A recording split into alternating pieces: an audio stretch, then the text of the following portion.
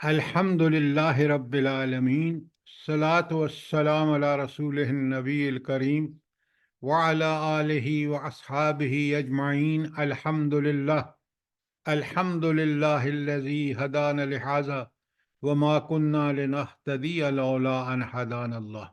رب اشرح لی صدری ویسر لی امری واحلل عقدۃ من لسانی یفقہوا قولی، آمین یا رب العالمین۔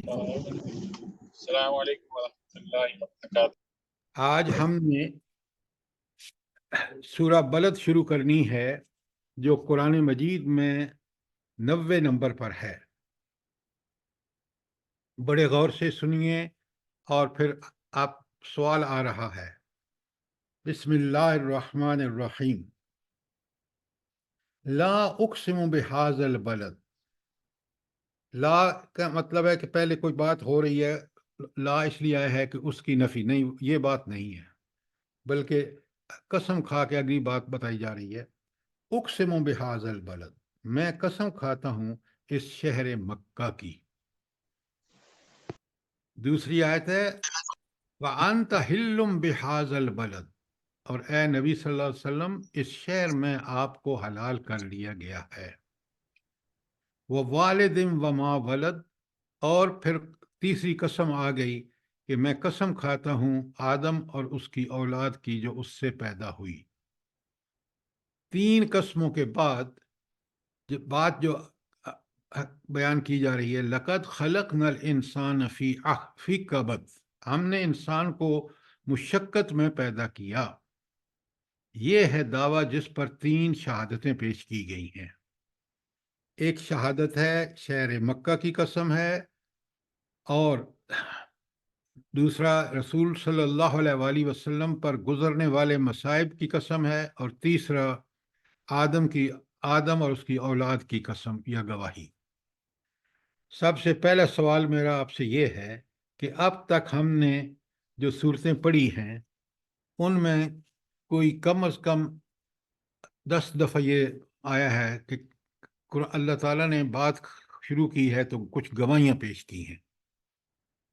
یہ اللہ تعالیٰ ان گواہیاں جو اب تک آپ سنتے رہے ہیں، کبھی آپ نے سوال نہیں کیا۔ میں آپ سے سوال کر رہا ہوں کہ یہ بتائیں کہ یہ قسمیں کیوں یا یہ گواہیاں کیوں پیش کی جاتی ہیں، وجہ کیا ہے؟ اللہ تعالیٰ اس کو ان گواہیوں یا ان قسموں سے کیوں بات شروع کرتے ہیں؟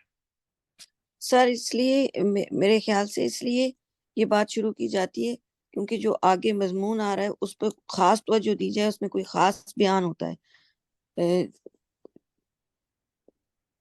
نہیں، یہ بات نہیں ہے۔ اور یعنی کوئی اس گرفت سے زندگی کو نہ بھولیں۔ نہیں، سر جی وہ جو مکہ والے اعتراض کر رہے تھے، میں نے آپ کو ہر بات جنرل پوچھا ہے، یا اس کا اسپیشل سوال نہیں ہے، یہ قسمیں یا گواہیاں، یہ شہادتیں کیوں پیش کی جاتی ہیں؟ دیکھیں نا قرآن اکثر کتنی آیتوں میں آیا ہے۔ میں تو اب تک یہ سمجھتا رہا کہ آپ لوگ اس بات کو سمجھتے ہیں کہ یہ اللہ تعالیٰ کیوں پیش کر فرما رہے ہیں گواہیاں یا شہادتیں یا قسمیں۔ سر اللہ تعالیٰ اپنی تمام نعمتوں کا احساس دلاتا ہے کہ میں نے تم پر نہیں نہیں کیا نہیں کیا نہیں نہیں نہیں، وہ نعمتوں کا احساس قرآن میں دوسری جگہ اللہ تعالیٰ کہتے ہیں کہ وَإِن تَعُدُّوا نِعْمَتَ اللَّهِ لَا تُحْصُوهَا۔ دیکھیں نا، آپ سنی سنائی باتوں پہ کیوں من دیتے ہیں اور اس پہ چلتے رہتے ہیں؟ اللہ تعالیٰ نے ہمیں دماغ دیا ہے، عقل دی ہے، اتنے سارے اس نے نعمتیں ہمیں دی ہیں تاکہ ہم سوچیں، غور کریں اور بات کی تہہ تک پہنچیں۔ سر اللہ تعالیٰ کائنات سے نشانیاں جو ہیں نا ان کی قسمیں دے کے انسان کو اس طرح متوجہ کرتے ہیں کہ یہ نشانیاں دیکھ لو، تمہارا رب کتنی طاقت والا ہے۔ پر سر اس کے علاوہ یہ بھی ہو سکتا ہے کہ لوگ جو ہیں وہ غلط بات کہہ رہے ہیں اور اللہ تعالیٰ یہاں پہ اس کی تردید کر رہے ہیں کہ جو کچھ بھی تم اپنی طرف سے سمجھے بیٹھے ہو وہ درست نہیں ہے، بلکہ اللہ تعالیٰ نہیں، قسم کھائے وہ بات جہاں لا آتا ہے وہاں یہ آپ بات جو کر رہے ہیں وہ جہاں لا آتا ہے نہیں، بات غلط بات ہے اور یہ درست بات ہے۔ آپ ذرا بڑے غور سے سنیے، دیکھیں ہم لوگ قرآن کتنے عرصے سے پڑھ رہے ہیں، آخر یہ اللہ تعالیٰ نے بیان کیوں کیا ہے؟ کتنا یہ اسلوب ہے قرآن کا کہ آخری 2 پاروں میں کم از کم 13-14 مرتبہ یہ قسمیں آئی ہیں، یہ شہادتیں آئی ہیں۔ اب سنیں، بڑے غور سے سنیں، سوال کریں۔ قرآن مجید میں اللہ تعالیٰ کا ایک قاعدہ ہے، بھلا وہ کیا قاعدہ ہے؟ کہ وہ اللہ تعالیٰ ان حقائق کو جن کو پیش کر رہے ہیں، جن پر یہ شہادتیں دے رہے ہیں، یہ شہادتیں وہ ہیں، یہ گواہیاں وہ ہیں جو ہم اپنی زندگی میں ان کو دیکھتے ہیں، اپنے حواس سے فیل کرتے ہیں، اور ہماری عقل مانتی ہے کہ یہ چیزیں بالکل برحق ہیں۔ ان کی شہادت پیش کر کے، برحق چیزوں کی شہادت پیش کر کے جو خود ہمارے علم میں ہیں، جن کو ہم دیکھتے ہیں، اللہ تعالیٰ دوسرے حقائق ہمارے سامنے رکھتا ہے۔ مثلاً جب آخرت پہ قسمیں کھائی جاتی ہیں، یہ شہادتیں پیش کی جاتی ہیں، تو یہ شہادتیں ساری اس بات کی گواہ ہیں کہ آخرت قائم ہو کے رہے گی۔ جس طرح آج یہاں آپ پڑھ رہے ہیں، یہ چیز ہمیں بالکل سمجھ ہونی چاہیے کہ اللہ تعالیٰ جب کسی حقیقت کو بیان کرتے ہیں تو اس پہ کچھ شہادتیں پیش کرتے ہیں جو آلریڈی ہمارے علم میں ہیں، ہم جانتے ہیں وہ حق ہیں۔ اگر وہ حق اللہ تعالیٰ نے اس کو حق بنا کے ہمیں حق ثابت کر دیا ہے، ہماری عقل مانتی ہے، تو پھر یہ بات آگے آ رہی ہے جس پر یہ گواہیاں پیش ہیں وہ بھی برحق ہے۔ یہ ہے ان کا صحیح مفہوم۔ بات سمجھ نہیں آئی تو سوال کرے۔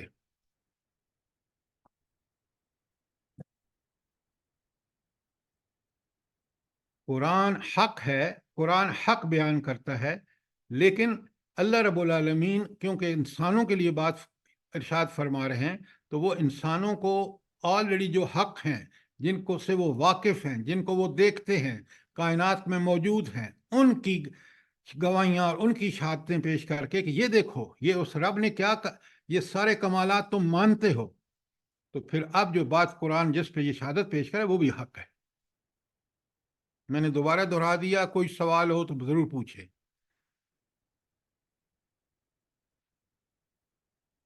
ہم لوگ یہ دماغ بڑا دنیا میں لڑاتے ہیں خوب، کہ ایک ایک چیز کی باریکی بینیوں میں جاتے ہیں۔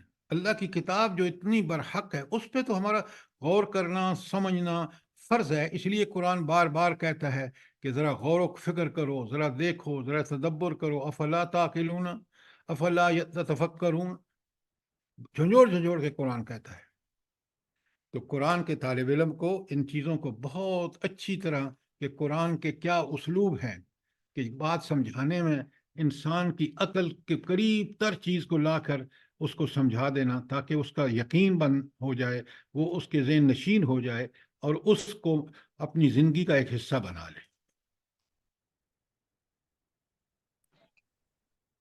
اب ذرا آئیے ہم آج کی آیات پہ اور پہلے اس گواہیوں اور قسموں پر ذرا غور کرتے ہیں، اور پھر ہم دیکھتے ہیں کہ 4 آیتیں میں نے آپ کے سامنے پڑھی ہیں، میں پھر پڑھ کے ترجمہ کر کے پھر میں آپ کے سامنے ان کو کھولتا ہوں۔ بسم اللہ الرحمن الرحیم۔ لا، نہیں۔ اچھا، یہ نہیں کیوں کہا؟ اس کو ذرا سمجھیے۔ اصل میں یہ جو عرب تھے نا، یہ سمجھتے تھے کہ جو زندگی ہم گزار رہے ہیں نا، جہالت تو آپ کو پتہ ہے، حضرت اسماعیل علیہ السلام کے بعد وہاں کوئی نبی نہیں آیا، اور جو بنی اسرائیل تھے جن میں انبیاء کثرت سے آئے، وہ ان کو کہتے تھے یہ ان پڑھ ہے، امی ہے، ان کو تو کوئی پڑھنا لکھنا آتا ہی نہیں، جاہل ہے، نعوذ باللہ۔ اچھا، یہ اپنے آپ کو سب سے عقل مند سمجھتے تھے، یہ ان کا معاملہ تھا۔ بنی اسرائیل جن میں انبیاء آئے وہ یہ کہتے تھے۔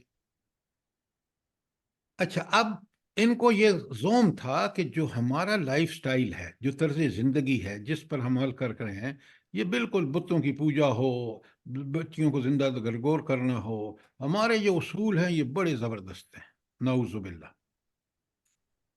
اور یہ نبی کریم صلی اللہ علیہ وآلہ وسلم نے مبعوث ہو کر ہمیں بے وقوف کہنا شروع کر دیے ہے، اور ایک ایسا نظام پیش کر رہے ہیں جو بالکل مختلف ہے اس جہالت کے نظام سے۔ تو وہ کہتے تھے کہ نہیں، جو ہم کا سوچ رہے ہیں وہ ٹھیک ہے، اور یہ جو نبی کریم صلی اللہ علیہ وآلہ وسلم اللہ تعالیٰ کی طرف سے کامل اور اکمل دین لے کے آئے ہیں، جو بالکل انسانی فطرت اگر بگڑی نہیں تو اس کے مطابق ہے، یہ ٹھیک نہیں ہے، نعوذ باللہ۔ یہ ہے لا کا مطلب۔ یہاں بات کلیئر ہے؟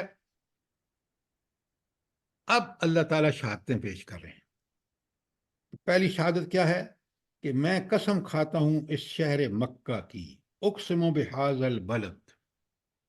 اب اس مکہ کی تاریخ ہر انسان کو اس وقت پتہ تھی، ہر مومن کو پتہ ہے کہ یہ کس طرح تعمیر ہوا، کس طرح حضرت ابراہیم علیہ السلام کو اللہ تعالیٰ نے حکم دیا اور آپ مکہ میں تشریف، بے آب و گیا ایک وادی تھی، نہ پانی نہ کوئی بستی، کچھ نہیں۔ اللہ رب العالمین نے حضرت ابراہیم کو حکم دیا اور ابراہیم علیہ السلام نے اپنی بیوی ہاجرہ اور اپنے بیٹے اسماعیل کو وہاں آباد کیا۔ اور جب وہ ان کو چھوڑ کے جا رہے تھے تو حضرت ہاجرہ نے ان سے کہا کہ یہ کہاں ہمیں چھوڑ کے جا رہے ہیں؟ تو انہوں نے کہا میرے اللہ کا حکم ہے۔ تو کیا زبردست تھی وہ خاتون جس کو اللہ پہ اتنا یقین تھا، اس نے کہا ٹھیک ہے چھوڑ دیں۔ اب آپ کو وہ سارا پتہ ہے کہ کس طرح وہ دوڑتی ہیں جب بیٹا بلکتا ہے پیاس سے، تو دونوں صفا اور مروہ کے درمیان کہ کہیں کوئی قافلہ نظر آ جائے۔ اب یہ حقائق سب کو پتہ ہے، اور اسی کو اللہ تعالیٰ گواہ بنا کے کہہ رہا ہے کہ دیکھو پہلی گواہی۔ دوسری وَأَنْتَ حِلٌّ بِهَذَا الْبَلَدِ، اور اے نبی کریم صلی اللہ علیہ وسلم، اس کو ان مکے والوں نے آپ کو حلال کر لیا ہے۔ حلال کا مطلب کیا ہے؟ وہ شہر نبی حضرت ابراہیم کی دعا کے بعد وہاں گھاس کاٹنا تک منع تھا۔ اگر کسی کے باپ کا قاتل بھی وہاں آ کے پناہ لے لے تو وہ اس پہ ہاتھ نہیں اٹھاتا تھا۔ جس شہر کو اللہ نے یہ امن کا گہوارہ بنایا تھا، اسی شہر میں اللہ کے پیارے نبی صلی اللہ علیہ وآلہ وسلم کو حلال کر دیا گیا تھا۔ اس میں آپ صلی اللہ علیہ وسلم کے قتل کے منصوبے بن گئے تھے۔ آپ کو پتہ ہے جس رات آپ نے ہجرت کی ہے 13 سال مکے میں گزارنے کے بعد، اس وقت آپ کا گھر محاصرے میں تھا، اور یہ حقائق سب کو پتہ ہے۔ انہی کی گواہی دے کے اللہ تعالیٰ فرما رہے ہیں کہ انت حل بہذا البلد، آپ پر ظلم و ستم۔ آپ دیکھیں وہ 3 سال کی جو وہاں مکے کے باہر جا کے آپ نے ڈیرا ڈال دیا، مقاطع کر دیا انہوں نے، قریش نے، کس قسم پرسی کی زندگی آپ نے گزاری ہے۔ ذرا سیرت کو پڑھیں تاکہ آپ کو وہ عظمتیں سمجھ آئیں۔ نبی کریم صلی اللہ علیہ وآلہ وسلم کے وہ قربانی کے انتہائی میں ہمیں پتہ چلیں کہ جس میں اللہ کے نبی نے یہ دین پہنچانے کے لیے ہم تک کتنی بڑی صعوبتوں سے گزرے ہیں۔ پھر فرمایا ووالد وما ولد، اور میں قسم کھاتا ہوں آدم کی اور اس کی اولاد کی۔ تو آپ نے دیکھا کہ آدم اور اس کی اولاد، جب آدم علیہ السلام بھی پیدا ہوئے اور آج بھی ان کی اولاد، ہر آدمی irrespective کہ وہ امیر ہے غریب ہے، محنت اور مشقت اس کی زندگی کا حصہ ہے۔ آپ آج دیکھ لیں ہمارے ملک میں جو صاحب اقتدار ہیں وہ کس قدر سٹرگل کر رہے ہیں اپنے ظلم و ستم کو جاری رکھنے کے لیے، اور اللہ تعالیٰ کس طرح ان کو ناکام اور نامراد انہی کی چالوں میں کر رہا ہے۔ تو یہ انسان کی زندگی گواہ ہے اس بات پر، چاہے وہ کسی عہدے پر ہو، غریب ہو، امیر ہو، کسی حال میں ہو، مشقت اس کا جو ہے وہ اس کا مقدر ہے۔ تو 3 حقائق پہ قسم کھانے کے بعد، ان 3 حقائق کو جس سے ہر انسان صاحب علم ہو یا نہ ہو، وہ کم از کم ان حقائق کو جانتا ہے، اور خاص کر اس وقت جب قرآن نازل ہو رہا تھا تو یہ سب حقائق ان لوگوں کے سامنے تھے۔ اس کے اوپر اللہ تعالیٰ جو ہے وہ یہ ساری گواہیاں کس بات پر ہیں؟ لَقَدْ خَلَقْنَا الْإِنسَانَ فِي كَبَدٍ، ہم نے انسان کو مشقت میں پیدا کیا ہے۔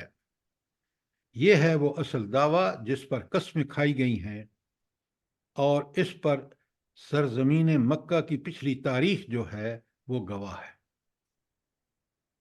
اچھا، اب انسان جو ہے وہ کیسے پیدا کیا گیا ہے مشقت میں، تھوڑا سا اس کو آپ سمجھتے ہیں، لیکن میں تھوڑا سا اس کو اور کھول رہا ہوں تاکہ آپ کو یہ چیز سمجھ آ جائے اور کلیئرلی ہمیں پتہ چل جائے۔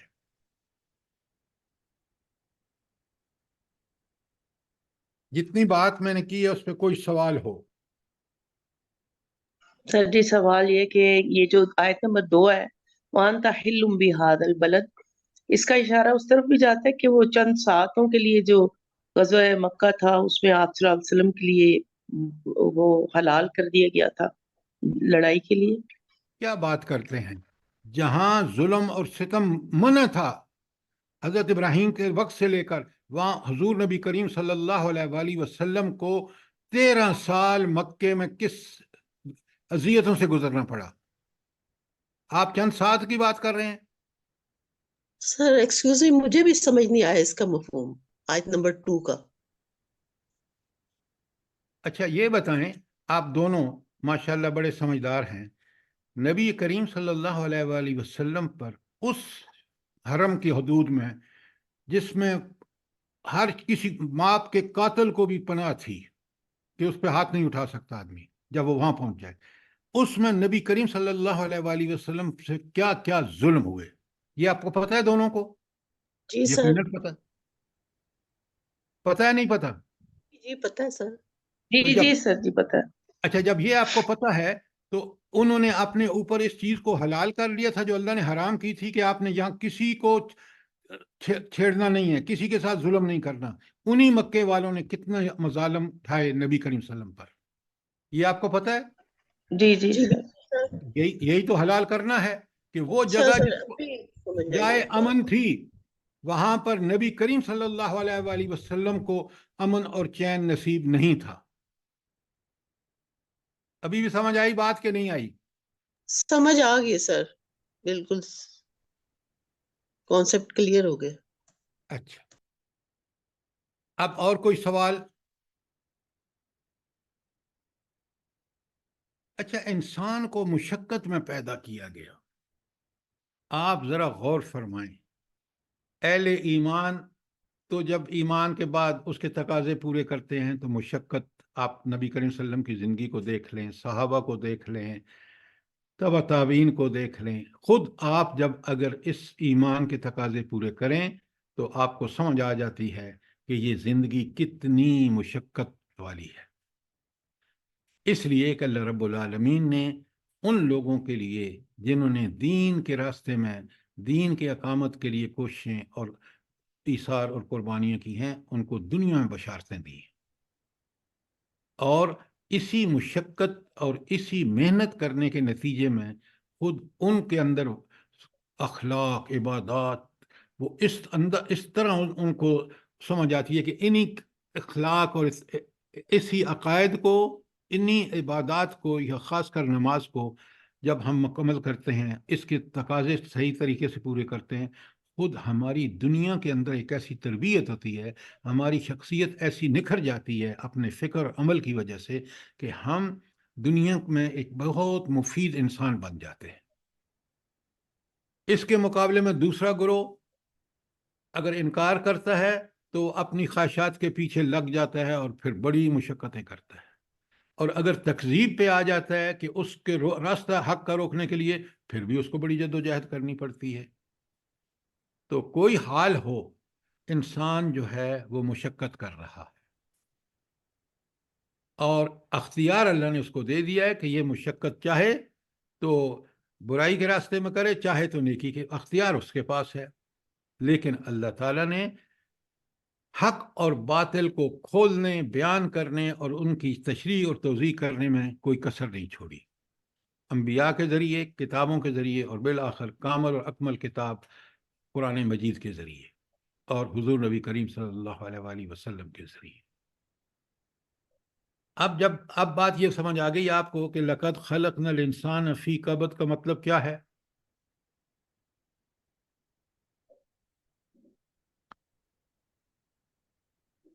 جی سر بالکل۔ اچھا، اب اللہ تعالیٰ ایک سوال کر رہے ہیں اگلی آیت نمبر 5 میں، بڑے غور سے سنیے کس قدر، ذرا انسان دیکھے نا تو کتنی رب العالمین نے اس کے اندر حقائق بیان کیے ہیں جن کو سمجھنے کے بعد ہمیں پوری زندگی کا مقصد اور اس کو کیسے گزارنا ہے بالکل کلیئر ہو جاتا ہے۔ اب اللہ تعالیٰ فرماتے ہیں کہ اَيَحْسَبُ الْإِنسَانُ اَيَحْسَبُ أَن لَّن يَقْدِرَ عَلَيْهِ أَحَدٌ، کیا اس نے سمجھ رکھا ہے کہ اس پر کوئی قابو نہ پا سکے گا؟ یعنی یہی انسان جو اتنا مجبور ہے کہ سانس کا بھی اس کا چلنا جو ہے اس کے حکم سے چلتا ہے، اس کی ساری ضرورتیں وہ پوری کرتا ہے، اگر وہ بھوکا ہوتا ہے تو اس کو کھانا، بیمار ہوتا ہے تو صحت، ایک ایک چیز کی اللہ تعالیٰ نے اس کی کفالت کی ذمہ داری لے رکھی ہے اپنے ذمہ، اور وہ ہوتی ہے اور ہم دیکھتے ہیں۔ اس کے باوجود یہ انسان سمجھتا ہے کہ یعنی یہ ساری اس کی مجبوریاں، اس کی کمزوریاں اللہ تعالیٰ کے سامنے ہیں جن سے اللہ تعالیٰ اس کو بچاتا ہے، پھر بھی یہ سمجھتا ہے کہ نہیں، میرے پر تو کسی کو، میں تو سیلف سفیشینٹ ہوں، میرے اوپر کسی کو کوئی قابو ہے ہی نہیں، جبکہ اس کی حرکت جو ہے، اس کی حرکت بھی اللہ کے حکم سے ہوتی ہے، کیونکہ حرکات کرنے کے اس کو اللہ تعالیٰ نے ایک محدود آزادی دی ہے۔ لہٰذا یہ وہ انسان ہے کہ یہ اس کو احساس شروع ہو جاتا ہے جب اللہ کے دین سے ہٹتا ہے، اللہ کو اپنا حاکم نہیں مانتا، تو وہ سمجھتا ہے کہ وہ دینے والا جو ہے اس نے دے تو دیا ہے، لیکن میرے پر اس کا قابو کوئی نہیں ہے، میں اس کی قدرت سے باہر ہوں، نعوذ باللہ۔ اور یہ اس کے ذہن میں ہوا بھر گئی ہے کہ اس پر کسی کا کوئی بس نہیں ہے۔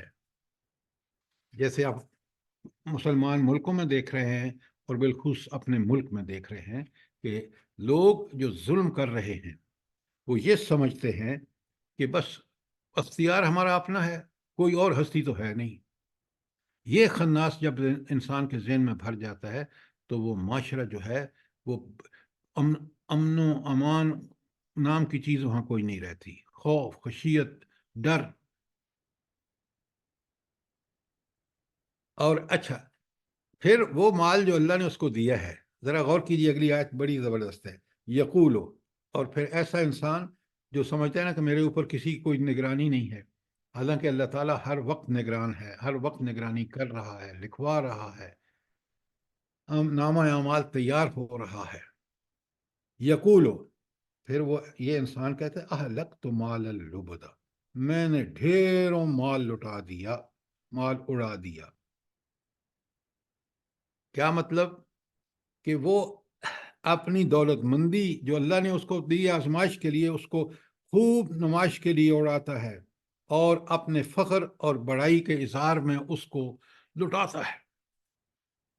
دعوت کی، امیر کھاتے پیتے لوگوں کی، اور پھر اس میں اپنا نام و نمود اور فخر و غرور کا اظہار کیا، اور پھر اپنی تعریفیں سنی ان لوگوں سے جن کو کھلایا، حالانکہ یہ مال اس کو اس کے لیے نہیں ملا تھا، یہ مال آزمائش تھی اس کے لیے، لیکن کیونکہ اس نے یہ اپنے ذہن میں اوپر جو آیت میں آ گیا کہ اَيَحْسَبُ أَن لَّن يَقْدِرَ عَلَيْهِ أَحَدٌ، کیا اس نے یہ سمجھ رکھا ہے اس پر کوئی قابو نہ پا سکے گا؟ یہ ہے اس کا خناس جو دماغ میں سمایا ہے، جس کے لیے اب جھوٹی عزت اور وقار کے لیے خوب ڈھیروں مال لٹا رہا ہے۔ شادی ہوتی ہے تو ایک لیوش نہ صرف مخلوط گیدرنگ ہوتی ہے، بلکہ ایک طوفان بدتمیزی ہوتا ہے، اور غیر مسلموں کے جو فنکشن ہیں، مثلا وہ جو برتھ ڈے پارٹی ہے وغیرہ وغیرہ، اڑا رہا ہے پیسہ اس میں۔ تو یقول اہلکت مال اللبدا، کہتا ہے میں نے ڈھیروں مال اڑا دیا۔ یہ ہے اخلاقی پستیوں کا راستہ۔ قرآن بڑا جھنجھوڑ کے کہتا ہے، تنبیہ دیکھیں، ایحسب، کیا وہ سمجھتا ہے، الم یرہ احد، کیا وہ سمجھتا ہے اس نے کوئی دیکھ نہیں رہا، کوئی اس کی نگرانی نہیں کر رہا، کوئی یہ بھی نہیں دیکھ رہا کہ اس نے مال کمایا کہاں سے، خرچ کہاں کر رہا ہے، کوئی ہے جو اس کو دیکھ رہا ہو؟ بالکل وہ اللہ تعالیٰ خود دیکھ رہا ہے۔ خود نگرانی کر رہا ہے۔ تو ہمیں جھنجھوڑ جھنجھوڑ کے کہا جا رہا ہے کہ جو تمہیں اللہ تعالیٰ کی نعمتیں ملی ہیں ان کو یہ مت سمجھو کہ کوئی دیکھ نہیں رہا، جس نے دی ہیں وہ پوری نگرانی کر رہا ہے اور دیکھ رہا ہے کہ تم ان کو کیسے خرچ کر رہے ہو۔ آیت 5 اور 6 پہ کوئی سوال ہو؟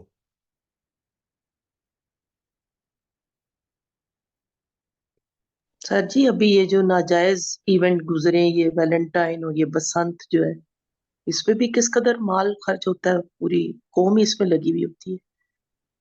یہ آپ بالکل ٹھیک کہہ رہے ہیں، لیکن دیکھیں نا یہ ویلنٹائن ڈے کافروں کا ہے، اگر اس کی ہسٹری پہ جائیں تو سراسر کفر ہے، لیکن مسلمان اتنا قرآن اور سنت سے دور ہو گیا ہے کہ وہ فخر محسوس کرتا ہے، مال لٹاتا ہے ان Valentine day, birthday parties, پتہ نہیں کس کس پہ، جبکہ اس سے ایک ایک پائی کا حساب لیا جائے گا کہ تمہیں جو دیا گیا تھا تم نے کیسے خرچ کیا۔ وہ قرآن پڑھے، قرآن سمجھے تو اس کو پتہ چلے کہ دنیا جو ہے وہ عمل ایمان اور عمل صالح کر کے ہی کامیاب ہو سکتا ہے۔ دیکھیں نا قرآن کتنا اپنی ہدایت کو فوکس میں رکھتا ہے کہ لوگوں تمہیں دنیا گزارنی ہے تو کیسے، یہاں ان مثالوں سے، ان قسموں سے، ان انسانی غلط جو ان کے غلط عقائد ہیں ان سے جو دنیا بنتی ہے، زندگی ان کی بنتی ہے، اس کی کس طرح کھول کھول کے بیان کی جا رہی ہے۔ کوئی سوال اگر ہے آیت نمبر 7 تک تو کریں، ورنہ میں 8 پڑھ رہا ہوں۔ بسم اللہ الرحمن الرحیم۔ الم نجعل لہ عینین ولسانا وشفتین، کیا ہم نے اس کو 2 آنکھیں نہیں دیں اور ایک زبان اور 2 ہونٹ نہیں دیے؟ اب قرآن جو بات کرتا ہے نا اللہ تعالیٰ، یہ ہم ہر آدمی دیکھ سکتا ہے کہ آنکھیں بھی دی ہیں، ہونٹ بھی دیے ہیں اور زبان بھی دی ہے۔ اچھا، کیا اللہ تعالیٰ نے دے کے، پہلی بات تو یہ ہے کہ اب ہمیں عقل اور سوجھ بوجھ دی ہے نا اللہ نے، وَجَعَلَ لَكُمُ السَّمْعَ وَالْأَبْصَارَ وَالْأَفْئِدَةَ، وہاں کہا کیا مطلب ہے کہ اللہ تعالیٰ نے انسان کو یہ سب کچھ دے کے، بولنے والی زبان، دیکھنے والی آنکھیں اور عقل و فکر کی طاقتیں عطا کر کے انسان کو چھوڑ نہیں دیا، بلکہ اس کی رہنمائی کے لیے انبیاء اور کتابیں نازل فرمائیں۔ کتنا احسان ہے اس کا کہ نہ صرف انسان کو قوت گویائی دی، بلکہ انسان کو عقل اور فکر و فہم کی طاقتیں عطا کر کی، اور اس کے بعد ان کو صحیح راستے کی رہنمائی کے لیے انبیاء اور کتابیں بھی نازل کر دی۔ اب عقل و فکر کا تقاضا تو یہ تھا کہ انسان جو ہے وہ اس برحق راستے کی طرف اب چلتا، اس رہنمائی کو ایکسیپٹ کر لیتا جو اس کے برحق رب نے اس کے لیے نازل کی ہے۔ لیکن کیونکہ دنیا آزمائش ہے، اللہ نے انسانوں کو یہ آزادی دے دی کہ چاہیں تو اس پر عمل کریں نہ کریں، لیکن جب اللہ کے پاس پہنچیں گے تو وہاں ان کو بتانا ہوگا کہ کیوں نے انکار کیوں کیا، کیوں دنیا میں فساد پھیلایا۔ لہٰذا اللہ تعالیٰ نے جہاں انسان کو آنکھیں، کان اور دی، وہاں انسان کو ایک نفس ناطقہ بھی دیا۔ وہ نفس ناطقہ کیا ہے؟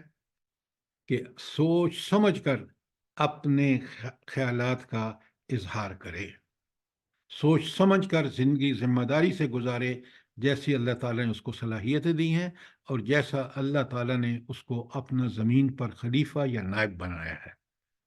خلیفہ اور نائب بنا کر اس کو سارے وہ وسائل دیے تاکہ وہ خلافت یا نیابت کا حق ادا کر سکے۔ اب اگر نہیں کرتا بڑا مجرم ہے، اگر کرتا ہے ٹھیک ٹھیک تو بہت بڑا تابع دار ہے۔ دونوں کے نتائج اس کے سامنے رکھ دیے۔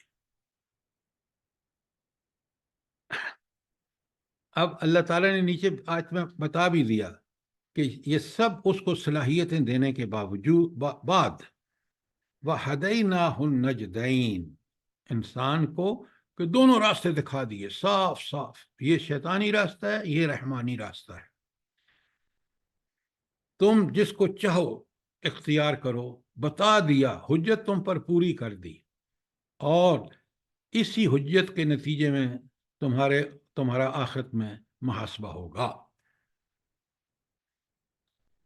اچھا، کوئی سوال یہاں ہدیناہ النجدین؟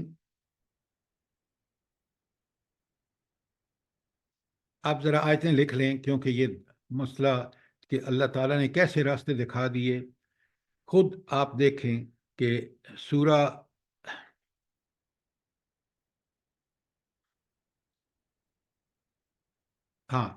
سورہ 76 جو اس پر ہے، وہاں اللہ تعالیٰ فرماتے ہیں ان ہدیناہ السبیل، ہم نے اس کو صحیح راستے کی طرف رہنمائی کر دی، اما شاکرم، چاہے تو شکر کرنے والا بنے، یعنی اس کی اطاعت میں لگ جائے، اس حکم کی پابندی کرے، وَإِمَّا کفورا، اور چاہے تو ناشکرہ بنے اور اس ہدایت کو پس پشت ڈال کے زندگی گزارے۔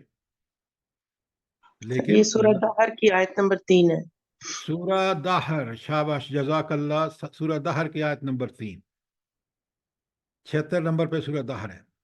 اچھا، اس کے بعد یہ لکھ لیں آپ، تاکہ آپ کو پتہ رہے کہ یہ ہدیناہ النجدین کی تشریح قرآن میں خود موجود ہے۔ اس کے بعد اگلی صورت جو یہ بلد ہے، اور اس کے ساتھ ہے سورہ شمس 91 نمبر، وہاں اللہ تعالیٰ فرماتے ہیں آیت 7 اور 8 میں، بڑے غور سے سنیے، وَنَفْسٍ وَمَا سَوَّاهَا، اور نفس، انسانی نفس، جیسا کہ اللہ تعالیٰ نے اس کو بنایا۔ اچھا، اب آپ اور میں دیکھ سکتے ہیں کہ ہمارا نفس اللہ نے کیسا بنایا ہے۔ اس نفس کو نیکی پسند ہے، برائی ناپسند ہے۔ یہ نیکی اور برائی کی پہچان کو بھی خوب ہمارا نفس جانتا ہے۔ جب کوئی گالی دیتا ہے تو ہم فوراً کہتے ہیں ارے کتنا بدبخت ہے، کیوں گالی دے رہا ہے، کیوں برا کام کر رہا ہے۔ اور اگر وہ کوئی نیکی کا کام کرتا ہے تو ہم خوش ہوتے ہیں، اس کو شاباش دیتے ہیں۔ یہ آپ روزمرہ کا آپ کا ہے۔ تو اللہ تعالیٰ فرماتے ہیں نفس وما سواہا، نفس، انسانی نفس، جیسا کہ اللہ تعالیٰ نے اس کو بنایا ہے، کیا کیسا بنایا ہے، فَالْهَمَهَا فُجُورَهَا وَتَقْوَاهَا، اس کو برائی، فجور اور نیکی، تقوی اس میں الہام کر دی، اپنی طرف سے اس کو یہ بات سجھا دی کہ وہ ٹھوک اچھی طرح پہچانتا ہے برائی کیا ہے اور نیکی کیا ہے۔ لیکن آزادی اللہ نے اس کو دے دی، یہ آزادی اس کا امتحان ہے کہ نیکی کرتا ہے یا برائی کرتا ہے، پہچان بھی دے دی، انبیاء بھی بھیج دیے، کتابیں بھی نازل کر دی۔ یہ ہے ہدیناہ النجدین 10 سورت کی تشریح خود قرآن کی روشنی میں، جو سورہ دہر کی آیت 3 میں نے آپ کے سامنے بیان کی ہے، اور سورہ شمس کی آیت 7 اور 8۔ کوئی سوال؟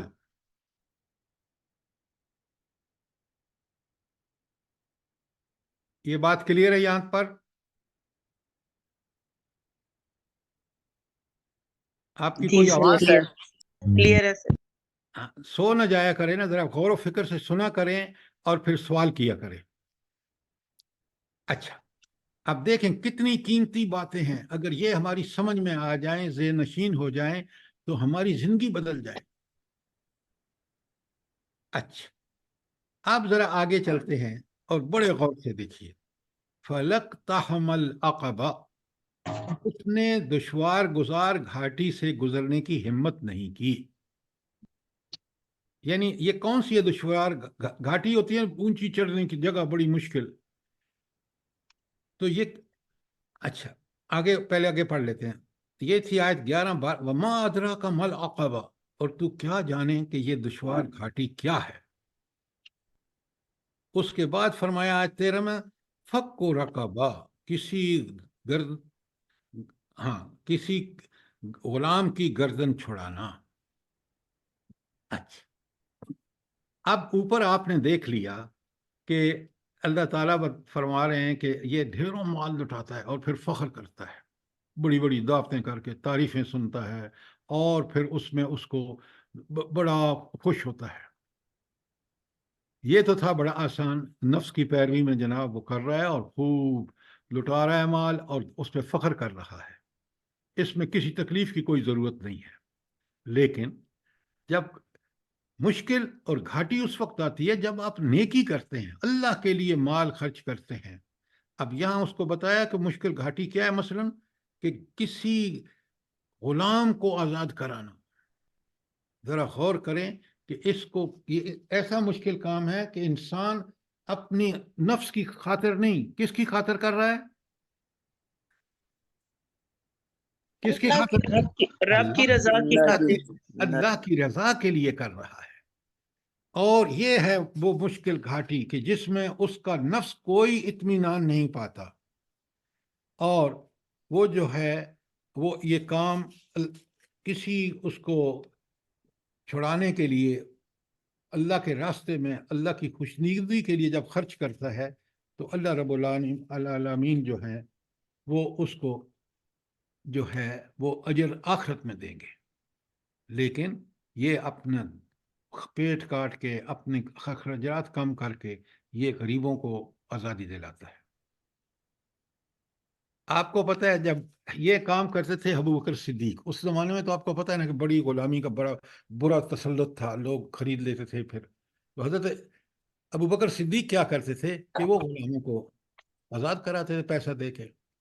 تو ان کے باپ نے ان سے کہا کہ بھائی یہ تم جو کسی ڈھنگ کے بندے کو آزاد کراؤ، یعنی اس کا مطلب یہ تھا کہ تمہارا نام و نبود ہوگا، اور پھر وہ بندہ جو ہے وہ بھی۔ تو انہوں نے ابو بکر صدیق نے فرمایا کہ یہ میں اللہ کی رضا کے لیے کرتا۔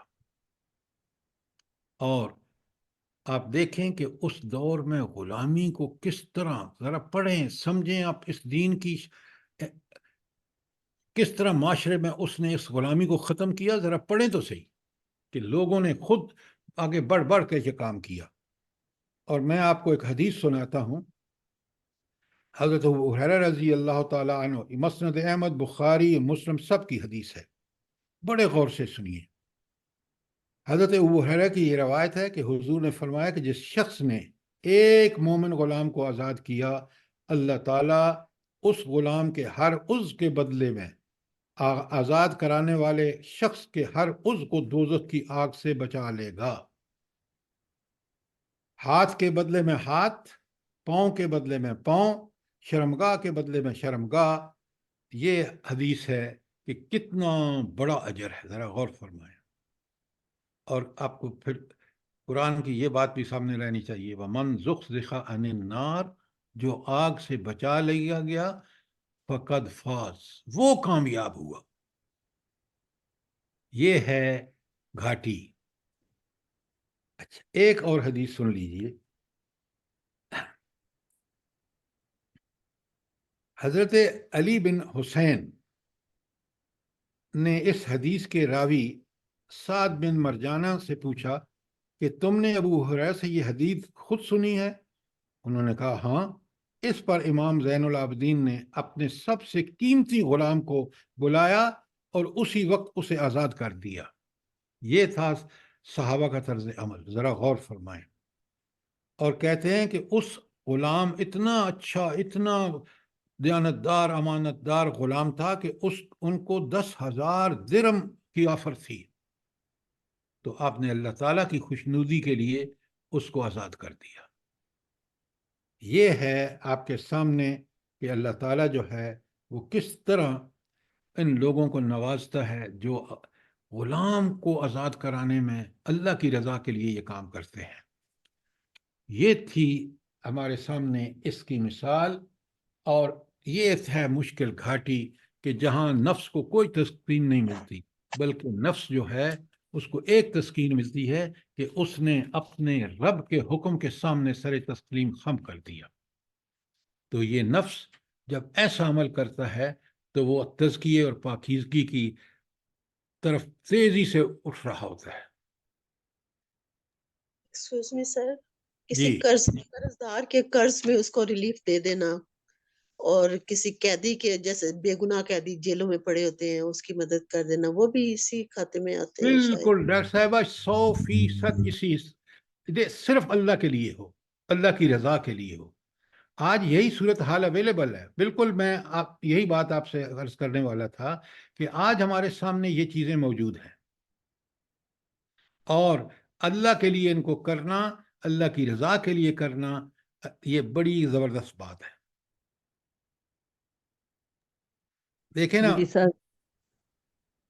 اللہ کی رضا کے لیے کسی دکھاوے کے بغیر جب بندہ خرچ کرتا ہے تو بالکل خود کو محسوس بھی ہوتا ہے کئی بار کہ بڑی مشکل گھڑی تھی جو کٹ گئی، اللہ تعالیٰ نے پتہ نہیں کس نیکی کے عوض ہمیں بچا لیا، اور بہت دکھ اور پریشانی جو ہے دور ہو جاتی ہے.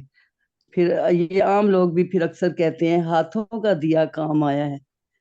تو جو خلوص سے اللہ تعالیٰ کی راہ میں خرچ کرے وہ اس دنیا میں بھی ضائع نہیں ہوتا، اور آخر ہی بے شمار ہے. یہ جو آپ بات کہہ رہے ہیں نا، قرآن میں مجھے اس وقت آیت یاد نہیں ہے، اللہ تعالیٰ فرماتے ہیں میں ایسے خرچ کو جو میری رضا کے، میں اس کو ریپلیس کر دیتا ہوں، میں اس کو دوسرے ذرائع سے وہ چیزیں دوبارہ عنایت کر دیتا ہوں. کر کے تو دیکھیں آپ، جب رب کی رضا کے لیے کریں گے تو آپ کو ایسے معجزے خود اپنی ڈیلی ڈیلنگ میں نظر آئیں گے کہ رب نے کس طرح ہم سے وہ کام کرا دیا. اور سر جی جو رشتہ دار کے ساتھ کیا جائے تو اس کا دوہرا اجر کہا گیا ہے. بالکل. سر جی یہ آیت اس میں آئی ہے ان تقرضوا اللہ قرضا حسنا یضاعفہ لکم. نہیں، وہ دوسری جگہ ہے کہ اللہ تعالیٰ اس کو جو آپ خرچ کرتے ہیں نا اللہ کی رضا کے لیے، اللہ اس کو ریپلیس کر دیتا ہے. اب مجھے یاد نہیں ہے، میں کہیں تو بعد میں بتا سکتا ہوں. آگے چلیے. تو سب سے پہلا جو مشکل گھاٹی ہے وہ ہے فک و رقبہ، کسی گردن کو، غلام کی گردن کو آزاد کرانا. اور دوسرا، اب دیکھیں بالکل اللہ تعالیٰ نے ترتیب سے بیان کیا ہے. پہلا سب سے پسندیدہ مشکل گھاٹی ہے اللہ کی رضا کے لیے کسی کو، جیسے ابھی ڈاکٹر صاحبہ نے کہا کہ وہ مقروض ہو شخص یا اور بڑا پریشان ہو، مومن ہو، آپ اس کو ریلیف کرائیں، قیدی کو چھڑائیں. آگے او اطعام فی یوم ذی مسغبہ، یا فاقے کے دن کسی کو کھانا کھلانا. یہاں ایک بڑی خاص بات ہے اس کے اندر، وہ کیا ہے بھلا؟ او اطعام فی یوم ذی مسغبہ. جی کیا خاص؟ سر جی کسی روزے دار کو روزہ افطار کرانا بھی ہو نہیں سکتا نہیں ہے؟ نہیں نہیں، یہ عام بات ہے، وہ سر الگ. جی اپنے ضرورت کے باوجود، یعنی اپنی ضرورت بھی ہو، تنگی میں بھی اس کو کھانا کھلانا. بالکل.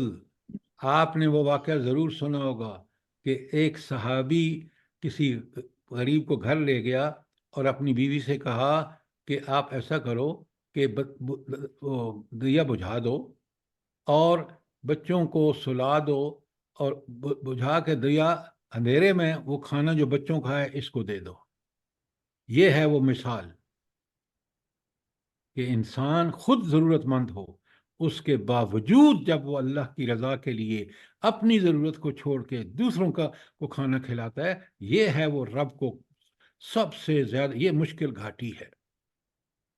سوچیں ذرا. سر یہاں بھی اللہ تعالیٰ آزمائش ہے نا، یہ بھی کہ بعض اوقات انتہائی محدود ہوں تب بھی دوسرے کی مدد کر دیں اور خود جو ہے مشکل میں پڑ جائیں.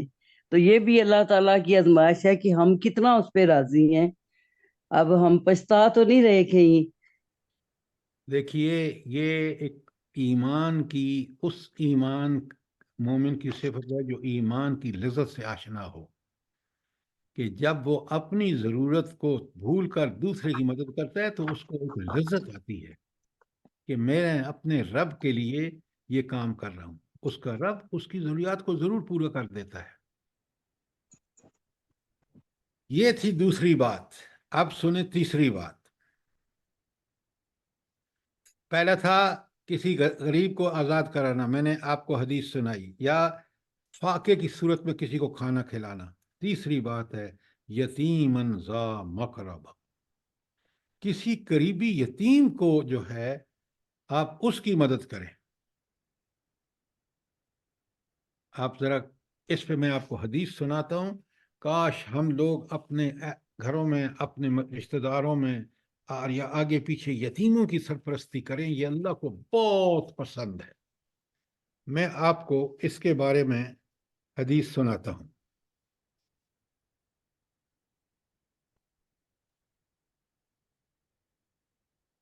حضور نبی کریم صلی اللہ علیہ وآلہ وسلم فرماتے ہیں، یتامہ کے بارے میں تو آپ حدیث پڑھیں اور سنیں نا تو آپ دنگ رہ جائیں۔ مثلا پہلی حدیث سنیے، رسول اللہ صلی اللہ علیہ وسلم نے فرمایا، میں اور وہ شخص جو کسی رشتہ دار یا غیر رشتہ دار یتیم کی کفالت کرے جنت میں اس طرح ہوں گے۔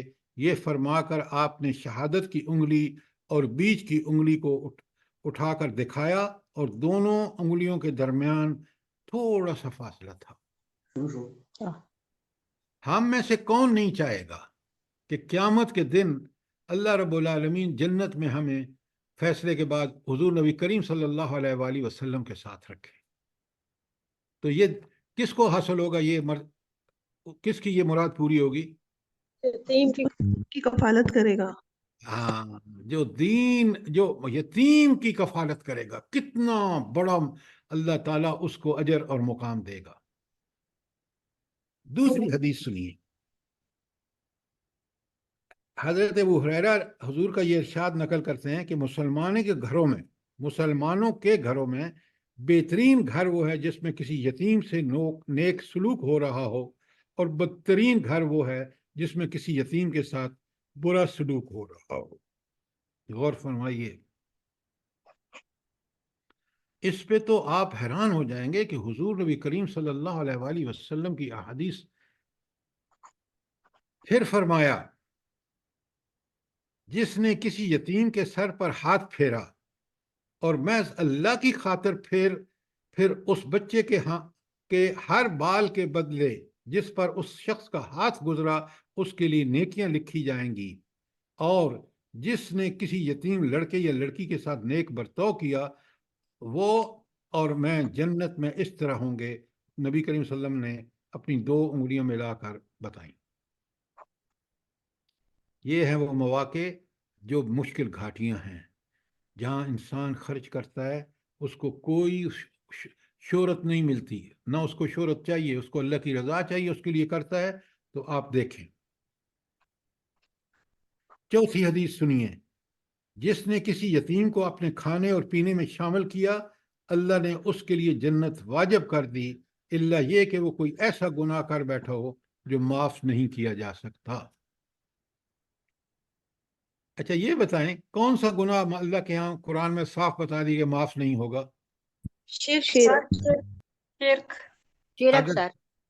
شرک اگر توبہ کیے بغیر مر گیا تو، شرک سے بھی توبہ طائب کر لے زندگی میں اور توحید پہ آ جائے، اللہ معاف فرما دیں گے انشاءاللہ۔ حدیث نمبر 5 سنیے، حضرت ابو ہریرہ فرماتے ہیں کہ ایک شخص نے رسول اللہ صلی اللہ علیہ وسلم سے شکایت کی کہ میرا دل سخت ہے۔ حضور نے فرمایا، یتیم کے سر پر ہاتھ پھیر اور مسکین کو کھانا کھلا۔ مسند احمد کی حدیث ہے۔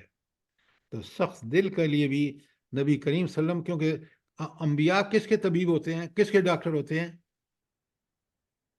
جلدی بتائیے۔ روحانی، دلوں کی امراض کے، دلوں میں جو مرض ہے، کبر، فخر، غرور، حسد، بغض، کفر، شرک، اس کا علاج انبیاء اس کے ڈاکٹر ہیں۔ یہ MBBS اور یہ جو دوسرے اسپیشلسٹ ہوتے ہیں، یہ صرف ظاہری جسم اجزاء کے ڈاکٹر ہیں۔ اور بیماریاں جو مہلک بیماریاں ہیں، جو ناقابل علاج ہیں، وہ ہیں دل کی بیماریاں، اور اس کا علاج قرآن اور سنت ہے۔ یہ بات اچھی طرح سمجھ لیں۔ یہ سب سے بڑی مشن ہے، سب سے بڑی مہلک اور بیماری جو ہے بری ترین، وہ منافقت ہے۔ کفر اس سے بھی بڑا ہے، منافقت اور دونوں اسی زمرے میں آتی ہیں۔ ذرا احادیث کے مفہوم کو سمجھیے، ہم اپنی زندگیوں میں ان چیزوں کو کس طرح جاری اور ساری کریں، اس پہ دھیان دیجیے۔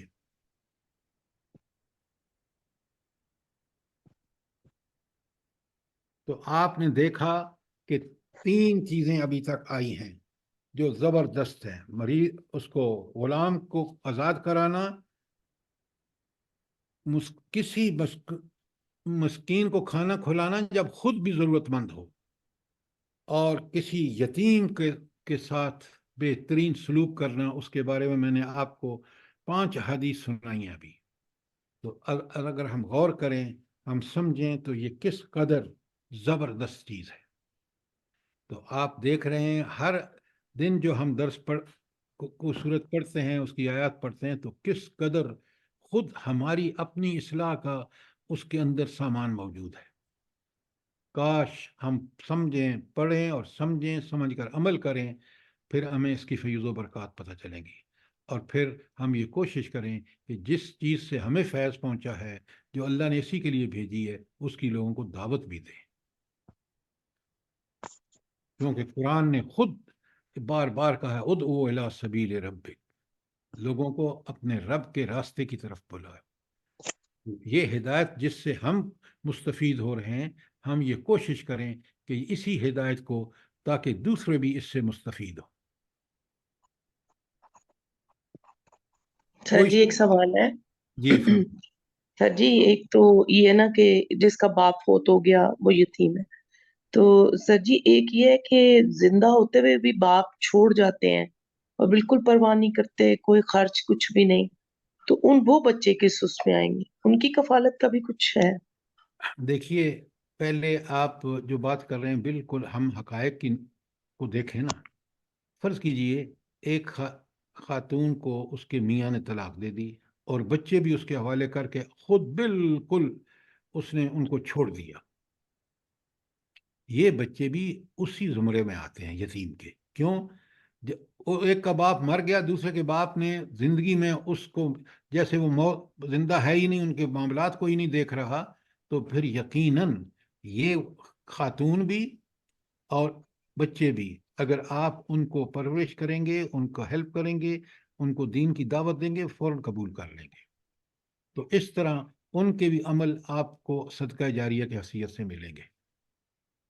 لہذا یہ معاشرے کے وہ طبقے جو بالکل پس چکے ہیں، جیسے آپ نے ابھی ذکر کیا اور میں نے آپ کو بتایا کہ ایک خاتون کو اس کے میاں نے چھوڑ دیا، بچے اس کے حوالے کر دیے، اس کا کوئی ذریعہ آمدن نہیں ہے، وہ ذلت کی زندگی گزارنے پر مجبور ہوتی ہے، تو آپ اور میرا فرض ہے کہ ہم اس کے ساتھ معاملہ کریں۔ اللہ تعالیٰ یقیناً ہمارے ساتھ بالکل اسی طرح اجر عطا فرمائیں گے جس طرح ایک یتیم کی ہم نے کفالت کی ہے۔ بات کلیئر ہے؟ جزاک اللہ سر جی۔ اچھا، اب ہو گئے 54 منٹ، 6 منٹ رہ گئے ہیں، اور یہ جو آخری 2 آیتیں ہیں، 2 نہیں بلکہ 4 آیتیں ہیں، 17، 18، 19 اور 20۔ میں اس تھوڑے سے وقت میں اس کے ساتھ انصاف نہیں کر سکوں گا اس کی تشریح کا، تو میں اس کو پوسٹ پون کرتا ہوں، اور اس کے علاوہ کوئی بھی آپ کے سوال ہوں۔ دیکھیں نا، آج جب میں نے اندازہ کیا کہ مجھے سمجھنا چاہیے کہ آپ لوگ پوری طرح سمجھتے ہیں یہ اللہ تعالیٰ نے کیوں یہ شہادتیں پیش کی ہیں، میں نے شروع میں جو آپ سے سوال کیا اور آپ نے اس کو سمجھا جواب کے ذریعے، اس طرح کی چیزوں کا ہمیں اہتمام کرنا چاہیے تاکہ قرآن کے وہ جو اصول بیان ہو رہے ہیں ان کی تہ تک ہم پہنچ جائے، غور و فکر کے ذریعے، سمجھ کے ذریعے، اور پھر وہ ہمیں یقین کی کیفیت حاصل ہوتی ہے۔ ایمان یقین کا نام ہے۔ ایمان یہ نہیں ہے کہ بس ہم نے سن لیا، مان لیا، اور جب عمل کا موقع آیا، مشکل پیش آئی، ڈٹ جانے کا، استقامت کا موقع آیا، اس وقت کیونکہ ہمارے اندر وہ استقامت آتی جب ہماری سوچ، فکر یقین کر لیتی، تو اس لیے قرآن پر یقین کرنا، ان کی ہدایات، تعلیمات، ان کے اصول، ان کے قاعدے، اس کے ضابطے جو برحق ہیں، ان کو اسی طرح سمجھنا جس طرح قرآن نے سمجھائے ہیں اور نبی کریم صلی اللہ علیہ وسلم نے عملاً کر کے دکھائے ہیں، ہماری یہ کوشش ہونی چاہیے، پھر ہم قرآن فہمی کا جو ہے وہ حق ادا کر سکیں گے۔ سر اللہ پاک ہم لوگوں کو بھی اس راستے پہ لگائے اور سمجھنے کی توفیق عطا فرمائے. آمین آمین اللہم آمین. کوئی اور کمنٹ، کوئی سوال؟